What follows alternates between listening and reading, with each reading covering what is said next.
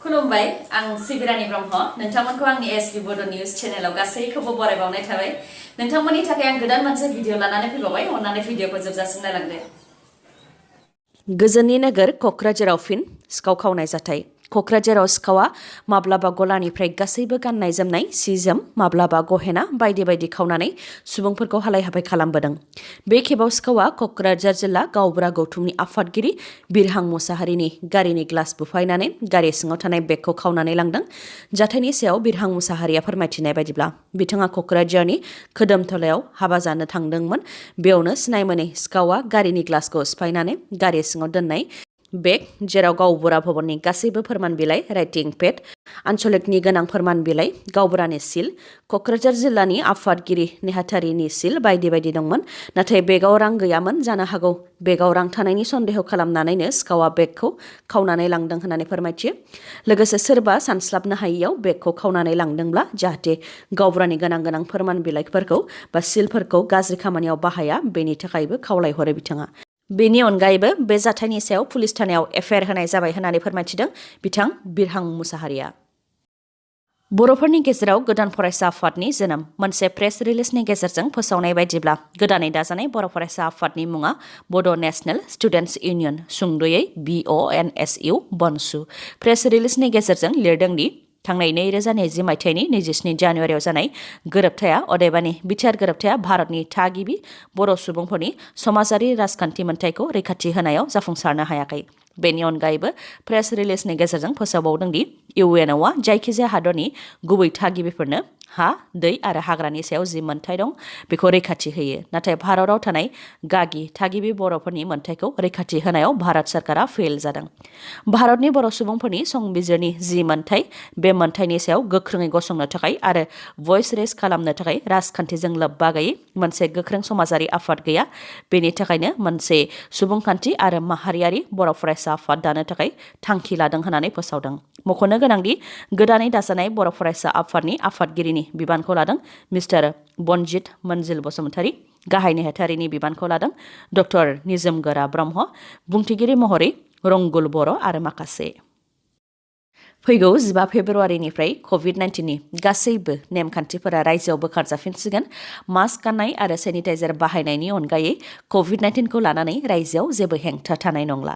मोनानि कार्फ्युखौबो बोखारनाय जासिगोन गासैबो सोलोंथाइ फसंथानफोराबो गेवफिनसिगोन जायखिजाया मेल मिटिं हाबा खेराइजों लोगोसे सिनेमा हलावबो 100% सुबुंफोरा बाहागो लानो हासिगोन खालि COVID-19नि मोननै ड'ज भेक्सिन लानाय जानो नांगोन मेट्रिक आरो हायर सेकेन्डारि आनजाद होग्रा फरायसाफोरखौबो COVID-19 भेक्सिन लानो थाखाय बोसोन होदों डक्टर हेमन्त बिश्व शर्मा बिथाङा जायफोर फरायसाफोरा दासिमबो COVID-19नि मोनसेबो ड'जनि भेक्सिन लायाखै बिथांमोनखौ लानो खावलायदों जाहाथे आनजाद खुंनाय समसिमाव मोननैबो ड'जनि COVID-19 भेक्सिन लानो हायो बेफोरनि अनगायैबो रायजोआव बिहु खुंनायाव गलादारफोरनिफ्राय रां खांनानै जाहाथे गलादारफोरखौ हाराहास्ति खालामा बेनि थाखायबो बुंथियो डक्टर हेमन्त बिश्व शर्मा बिथाङा मानोना COVID-19नि थाखाय बे समाव बयहाबो रांनि जेंनायाव गोग्लैनानै दङ बेनिखायनो बिहु खुंनो थाखाय खुंफुं आफादनो आसाम सरकारा 1,50,000 रां अनसुंथाइ होगोन होननानै फोसावदों नाथाय बे रांखौ जायफोर बिहु खुंफुं आफादा 10 बोसोर एबा 10 बोसोरनि सिगांनिफ्रायनो बिहु खुंबोगासिनो दङ बिथांमोननोसो आरो जायफोर बैसागनि जागायजेननाय सप्तायावनो बिहुखौ खुंगोन बिथांमोननोसो बे 1,50,000 रांनि अनसुंथाइखौ होनाय जागोन होननानै फोरमायथियो डक्टर हेमन्त बिश्व शर्मा बिथाङा गोदानै बर' फरायसा आफाद दानायखौ हेंथा होफैदों दुलाराय बर' फरायसा आफादनि माखासे दैदेनगिरिफोरा गोदान बर' फरायसा आफाद बड' नेशनेल स्टुडेन्टस इउनियन दाफुंनायखौ लानानै क'क्राझार सहराव थानाय अमश्री हटेलाव खौरांगिरि मेल खुंफुंबाय थानाय समावनो ABSUनि माखासे दैदेनगिरिफ्रा हेंथा होफैदों जेराव दुंहाव थासारि सोमजिदों जेराव भिडिअआव गो बेक स्ल'गान होनायखौ नुनो मोननाय जादों आरो चेयार टेबोल बुफाय बुसि खालामनायखौबो नुनो मोननाय जादों जाय थासारिया जोबोद दुखुनांथाव दुंहाव थासारि जानायनि उनाव बनसुआ खौरांगिरि मेलनि गेजेरजों बुंथिदों दि BTR गोरोबथानि उनाव रन्जन दैमारी आरो बड'फा उपेन्द्रनाथ ब्रह्म बिथांमोननि आलादा बड'लेण्ड सोरजिनायनि जि सिमां बियो थैनानै थानाय बायदि जाबाय बे सिमांखौ फोथांफिननो थाखायसो गोदान आफादखौ दादों गोदान आफाद दानायनि बयहाबो मोनथाय दङ गावनि नखराव जेंना फैयोब्ला ओंखारखागोन हारिनि खामानि मावनो थाखाय बयहाबो मोनथाय दङ नाथाय क'क्राझार जिल्ला दुलाराय बर' फरायसा आफादनि माखासे दैदेनगिरिफ्रा हेंथा होफैदों होननानै बुंथिनायजों लोगोसे हारिनि खामानि मावनो ओंखारनायखौ हेंथा होयोब्ला आयेननि राहा लानाय जागोन होननानैबो बुंथियो बिथांमोनहा गोबां हारि माहारियारिफोरजों सावरायलायनायनि गेजेरजोंसो गोदान आफाद दानो थाखाय थांखि लादों आरो हारिनि खामानि मावनो बयखौबो खाबु होनांगौ होननानै बुंथियो बिथांमोनहा जायनाखि बिटिआर गोरोबथायाव फाइनाल एन्ड कम्प्रिहेन्सिभ एबा जोबथा गोरोबथा लानानै फैदों बेनिखायनो बिथांमोनहा आलादा बड'लेण्डनि सिमांनि खामानिखौ मावनो हाला बेनिखायनो दानि गोदान लाइमोनफोरखौ लानानै आलादा रायजो दानो थाखाय ओंखारफिनदों आरो बे आफादा राजखान्थिजों लोब्बा गैया होननानै फोरमायथियो बेनि अनगायैबो दुलाराय बर' फरायसा आफादनि जि मावनांगौ खामानि दं बेखौ एबसुआ मावलांथों बेयाव बुंनो गोनां जेबो गैया होननानै फोरमायथियो नाथाय बर'फोरनि सिमाङा बिटिआरआवनो जोबनानै थाङाखै आलादा रायजोनि थाखाय रोजा रोजा बर' सुबुंफोरा मुंख्लं जालांबाय जुदि दुलाराय बर' फरायसा आफादनि सोद्रोमाफोरा बनसुनि सोद्रोमाफोरखौ गाग्लोबो अब्ला बिथांमोनहा मुंख्लंफोरखौ मान होआ होननानै साननाय जागोन होननानै बुंथियो बेनि अनगायैबो जुदि दुलाराय बर' फरायसा आफादनिया बनसुनि सायाव गाग्लोबोबा आरो फिन बनसुनिया दुलाराय बर' फरायसा आफादनि सायाव गाग्लोबफिनोबा बियो गोरों गोरानि खामानि जानाय नङा बियो जुनार आखुनि खामानिसो जागोन आरो बनसुआ थैनि बाना जानायखौ लुबैया होननानै फोरमायथियो बिथांमोनहा गुवाहाटीआव फिन मानसि बुथारनानै लुथिनाय जाथाय 60 बोसोर बैसोनि बैसो जानाय सुबुंखौ बुथारनानै न'आव थानाय बेसेन गोसा मुवा बेसादफोरखौ लुथिनानै लांदों लुथिग्रा दुथांफोरा बे जाथाया गुवाहाटीनि कालापाहार ओनसोलाव जादों 60 बोसोर बैसोनि बैसो जानाय आइजो अन्नु हाजरिकाया फिसाय थैखांनायनि उनाव थांनाय 5 बोसोरनिफ्रायनो हारसिङै थाबोदोंमोन बेखौनो खाबु लानानै सिखावफोरा आइजोखौ हरनि समाव बुथारनानै न'आव थानाय गासैबो रांजों लोगोसे गहेनाफोरखौ खावनानै लानानै थांदों बेनि अनगायैबो एपार्टमेन्टआव थानाय सीसीटीवी आरो फार्निचारफोरखौबो बुफाय बुसि खालामलांदों जाथायखौ खौरां मोननानै उनाव जाथाय जानाय थिलियाव पुलिसा थांनानै नायबिजिरनाय खामानिखौ मावहैदों बोथोर गाज्रि जानायनि थाखाय बरफ गोग्लैसिननायजों सास्नि इन्डियान आर्मिनि जवानफोरा गोमानानै दं रिपर्टनि बायदिब्ला अरुणाचल प्रदेशनि खामें सेक्टराव इन्डियान आर्मिनि पेट्रलिं हान्जानि सायाव हाजोनिफ्राय बरफ गोग्लैदेरदों जायजों सास्नि इन्डियान आर्मिनि जवानफोरा दासिम गोमानानै दङ इन्डियान आर्मिनि जवानफोरा जाथायनि सायाव फोरमायथिनाय बायदिब्ला अरुणाचल प्रदेशनि खामें सेक्टराव थांनाय माखासे सान सिगांनिफ्रायनो बोथोर गाज्रि जानायलाय गोबां बरफ गोग्लैदों जायनि थाखाय बे जाथाया जानो मोन्दों गोमानानै थानाय सास्नि इन्डियान आर्मिनि जवानफोरखौ नागिरनो थाखाय रैखाथि हान्जानि गेजेरजों नागिरनाया जागासिनो दं होननानैबो फोरमायथियो बिथांमोनहा बर'फोरनि गेजेराव गोदानै बर' फरायसा आफाद जोनोम मोननायखौ लानानै दुलाराय बर' फरायसा आफादनि खौरांगिरि मेल बिथांमोनहा बुंथिदों दि सुलुंनिफ्राय मिथिनो मोननाय बायदिब्ला गोदानै जोनोम मोननाय बड' नेशनेल स्टुडेन्टस इउनियना राजखान्थि मुलाम्फानि थाखाय जोनोम मोननाय मोनसे आफाद सिगांनि समाव बिपिएफ दोलोआ राजखान्थिनि थांखिजों हाग्रामा महिलारिनि दैदेननायाव बड'लेण्ड स्टुडेन्टस इउनियन BSU आफाद दादोंमोन आरो बे BSUखौ सोरखारनि गाद्दिखौ रैखाथि खालामनायनि थाखाय बाहायदोंमोन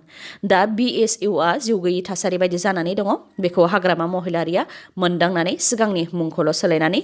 BONSU बनसु आफाद दादों होननानै फोरमायथियो लोगोसे BSUनि गाहाय नेहाथारि बनजित मोनजिल बसुमतारीखौ गोदानै दानाय बनसुनि आफादगिरि खालामनाय जादों होननानै फोरमायथियो लोगोसे गोदानै बर' फरायसा आफाद दानानै बिथांमोनहा हारिनि गेजेराव गावस्रालायनायखौसो लाबोनो नाजादों बेनि अनगायैबो बिथांमोनहा आलादा बड'लेण्ड सोरजिनायनि मुङाव जि गोदान आफाद जोनोम होदों सिगांनि समाव आलादा बड'लेण्डनि थाखाय एबसु आरो NDFBनि सोमावसारनायखौ लोरबां खालामनो थाखायबो सोलो खालामदोंमोन बेनिखायनो बिटिआरखौ सोंखारिनो बिथांमोनहा जेबो मोन्थाय गैया होननानै फोरमायथिदों बेनि अनगायैबो गोदान जोनोम मोननाय बर' फरायसा आफादनि उनाव जुदि हारियाव दावराव दावसि जायोब्ला आरो थैनि बाना जायोब्ला बेनि दाया गोदान बर' फरायसा आफादनि आफादगिरि नेहाथारि आरो बिपिएफ दोलोनि दैदेनगिरिफोरनि जागोन होननानैबो बुंथियो बिथांमोनहा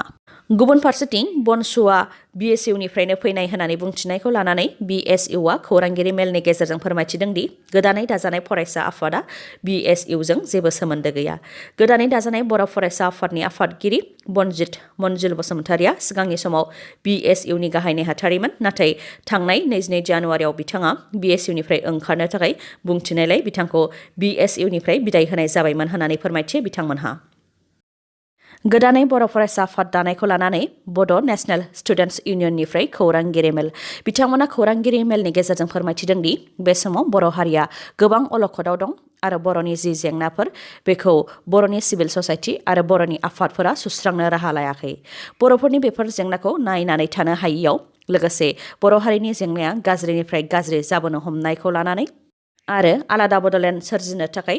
बर' हारिनि राव हारिमु थामोनथानि रैखाथिनि थाखाय उदांस्रिनि थाखाय सोमावसारफिननो थाखायनो गोदानै बर' फरायसा आफाद दादों होननानै बुंथियो। बेनि अनगायैबो दानि थासारिया थाबाय थायोब्ला बर' हारिया बेसेबां आगान सुरनो हागोन बेफोर गासैखौबो साननानै बे थांखिखौ लानाय जादों होननानै फोरमायथियो। लोगोसे बिथांमोनहा बुंथिबावोदि BTR गोरोबथानि उनाव गोबां जेंना सोमजिदों, जेरै सानै बर' लाइमोनफोरखौ नंखायै साजायनानै आसाम पुलिसा गावथारदों। आसाम सरकार आरो भारत सरकारजों गोरोबथा जानायनि उनावबो जोंनि जिउखौ रैखाथि होनो हायाखै। बेफोर गासैबो थासारिखौ सहायनो हायैयावनो बर' लाइमोनफोरा खौसे जानानै गोदानै बर' फरायसा आफाद दानो थाखाय थांखि लादों होननानै फोरमायथियो।